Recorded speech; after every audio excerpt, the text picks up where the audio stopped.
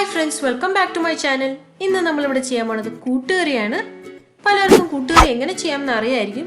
പക്ഷെ ഞാൻ എൻ്റെ രീതിയിൽ വളരെ എളുപ്പത്തിൽ വളരെ സമയം കുറഞ്ഞ രീതിക്ക് എങ്ങനെ ചെയ്യാനാണ് കാണിക്കുന്നത്. എന്നാൽ ടേസ്റ്റിനോ ഒരു കുറവും ഉണ്ടാവില്ല.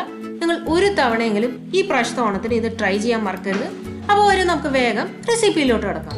ഇതുവരെ എൻ്റെ ചാനൽ സബ്സ്ക്രൈബ് ചെയ്തിട്ടില്ലെങ്കിൽ സബ്സ്ക്രൈബ് ചെയ്യൂ. അടുത്തുള്ള ബെൽ ബട്ടൺ പ്രസ് ചെയ്യാൻ മറക്കരുത്. ഈ കൂട്ടുകറി തയ്യാറാക്കാനായിട്ട് ഞാൻ തലേ ദിവസം രാത്രി തന്നെ ഒരു അര കപ്പ് കടല എടുത്തിട്ട് വെള്ളത്തിലൊന്നും കുതിർത്ത് വെച്ചായിരുന്നു. നമ്മൾ സാധാരണ പുട്ടിനൊക്കെ ഉപയോഗിക്കുന്ന ബ്രൗൺ കളർ കടലയല്ലേ, അതാണ് നമ്മൾ ഈ കൂട്ടുകറിക്ക് ഉപയോഗിക്കുന്നത്. ഇനി ഈ കടല നമ്മൾ തലേ ദിവസം രാത്രി തന്നെ കുതിർത്ത് വെക്കാൻ വിട്ടുപോയിട്ടുണ്ടെങ്കിൽ തിളച്ചോണ്ടിരിക്കുന്ന വെള്ളത്തിലേക്ക് ഇതൊരു 4-5 മണിക്കൂറെങ്കിലും ഇട്ട് വെച്ചാലും മതിയാവും. അപ്പോൾ ആ രീതിക്ക് റെഡിയാക്കി എടുക്കുക.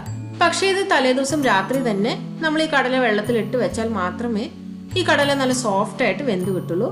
ഈ കടലയിലുള്ള വെള്ളമൊക്കെ ഞാൻ ഊറ്റിക്കളഞ്ഞതിന് ശേഷം ഒന്നും കൂടി ഒന്ന് നന്നായിട്ട് കഴുകി എടുത്തായിരുന്നു. ഇനിയിപ്പോൾ ഇത് തൽക്കാലം നമുക്ക് വേവിച്ചെടുക്കാം. ഇനി ഈ കടല ഒന്ന് വേവിച്ച് കിട്ടാൻ വേണ്ടിയിട്ട് ഞാനിവിടെ 2 കപ്പ് വെള്ളമാണ് ചേർത്ത് കൊടുക്കുന്നത്. ഇനി ഈ കുക്കർ അടച്ചതിന് ശേഷം ഞാൻ ഹൈ ഫ്ലെയിമിൽ തന്നെ ഒരു ഫുൾ വിസിൽ കേട്ടതിന് ശേഷം ഫ്ലെയിം ഏറ്റവും ലോ ഫ്ലെയിമിലോട്ട് ഞാൻ മാറ്റി കൊടുക്കും. അതിനുശേഷം ഒരു 10 മുതൽ 15 മിനിറ്റ് വരെ ഞാനിത് കുക്ക് ചെയ്തെടുക്കും. അപ്പോൾ എൻ്റെ കടലയൊക്കെ കറക്റ്റായിട്ട് പാകത്തിന് വെന്ത് കിട്ടിയിട്ടുണ്ടോ. ഇതിൽ ഉദ്ദേശം ഒന്നേ ഉള്ളൂ, അതായത് നമ്മുടെ കടല ഒരു 1/4 ഭാഗം മാത്രം വെന്ത് കിട്ടിയാൽ മതി.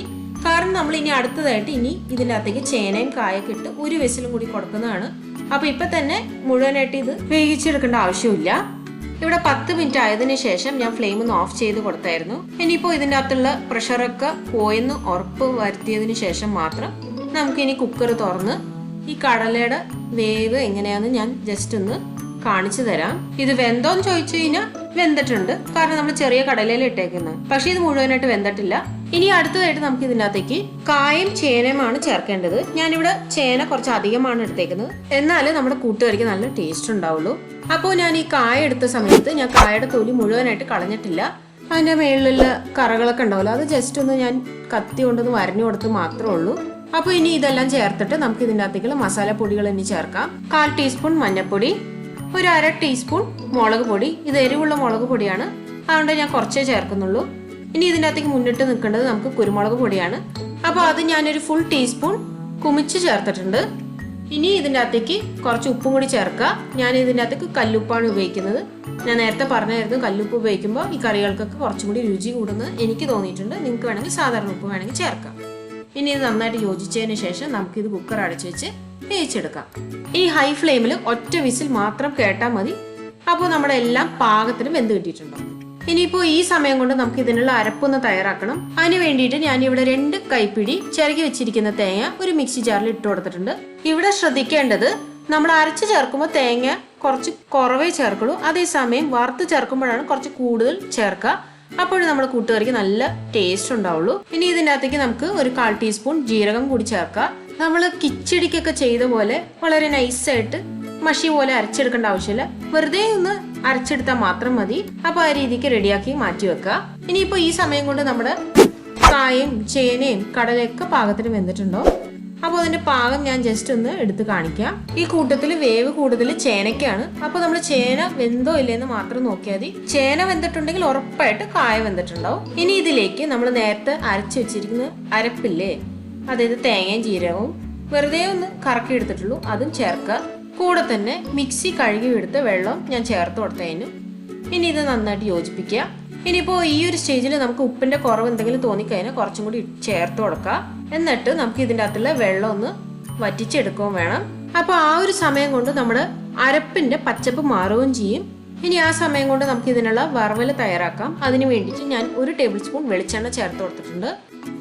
കൂടെ തന്നെ ഒരു 1/2 ടീസ്പൂൺ കടുകും ചേർക്കുക. ഇനി കടുകൊന്ന് പൊട്ടി വരുന്ന ആ ഒരു സ്റ്റേജിൽ നമുക്ക് വറ്റൽമുളക് ചേർത്ത് കൊടുക്കുക. ഞാനിവിടെ 2 വറ്റൽമുളകാണ് ചേർത്ത് കൊടുക്കുന്നത്. ഇനി ഇതിൻ്റെ അകത്തേക്ക് നമുക്ക് കരിവേപ്പിലയും കൂടി ചേർക്കുക. അവസാനമായിട്ട് ഞാൻ നേരത്തെ പറഞ്ഞ പോലെ കുറച്ചേറെ തേങ്ങ ചിരകി വെച്ചതാണ് ചേർക്കേണ്ടത്. ഞാനിവിടെ ഒരു 5 ടേബിൾ സ്പൂൺ തേങ്ങ ചേർത്ത് കൊടുക്കുന്നുണ്ട്. എന്നിട്ട് നമ്മളിത് നല്ല മുരിഞ്ഞ് നല്ല ബ്രൗൺ കളർ ആവുന്നവരെ വറുത്ത് കോരുകയും വേണം. അപ്പോഴേ നമ്മുടെ കറിക്ക് നല്ലൊരു ടേസ്റ്റ് ഉണ്ടാവുള്ളൂ. ഇപ്പോൾ നോക്കിക്കേ, നമ്മുടെ വറവലും ഇവിടെ തയ്യാറായി കഴിഞ്ഞു. അപ്പോൾ ഇതായിരിക്കണം ഈ വറവലിൻ്റെ പാകം. ഈ സമയം കൊണ്ട് നമ്മുടെ കുക്കറിലെ വെള്ളമെല്ലാം വറ്റി നല്ല പാകത്തിന് റെഡിയായി കിട്ടിയിട്ടുണ്ട്. ഇനി ഇതിൻ്റെ അകത്തേക്ക് നമുക്ക് അവസാനമായിട്ട് ഒരു കാര്യം കൂടി ചേർക്കണം. അതായത് ഇതിൻ്റെ അകത്തേക്ക് 1 ടേബിൾ സ്പൂൺ ശർക്കര ഉരുക്കി വെച്ചതാണ് ഞാൻ ചേർത്ത് കൊടുക്കേണ്ടത്. നിങ്ങൾക്ക് വേണമെങ്കിൽ ശർക്കരയുടെ ഒരു കഷ്ണം ചേർത്ത് കൊടുക്കാം.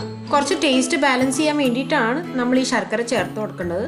അപ്പോൾ ഈ കൂട്ടുകറിക്ക് ചെറിയൊരു മധുരം ഉണ്ടാവും, അതാണ് ഈ കൂട്ടുകറിയുടെ പാകം. ഇനി ഇതിൻ്റെ അകത്തേക്ക് അവസാനമായിട്ട് നമുക്ക് വറവലും കൂടി ചേർത്തതിന് ശേഷം ഇത് നന്നായിട്ട് യോജിപ്പിക്കുക.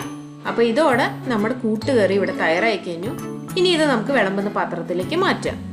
അപ്പോൾ എല്ലാവർക്കും കൂട്ടുകറി എങ്ങനെ ചെയ്യാമെന്ന് മനസ്സിലായിട്ടുണ്ടാവും ഞാൻ വിശ്വസിക്കുന്നു. എൻ്റെ ഈ റെസിപ്പി നിങ്ങൾക്ക് എല്ലാവർക്കും ഇഷ്ടപ്പെട്ടിട്ടുണ്ടെങ്കിൽ ലൈക്ക് ചെയ്യാനും ഷെയർ ചെയ്യാനും എൻ്റെ ഈ ചാനൽ സബ്സ്ക്രൈബ് ചെയ്യാനും മറക്കരുത്. ഇത് മറ്റുള്ളവർക്ക് എത്തിക്കണം എന്നുണ്ടെങ്കിൽ മറ്റുള്ളവർക്ക് ഷെയർ ചെയ്യാനും മറക്കരുത്. അപ്പോൾ ഇനി അടുത്തൊരു അടിപൊളി റെസിപ്പിയുമായി ഞാൻ വരുന്നത്. Sign off from Swapna.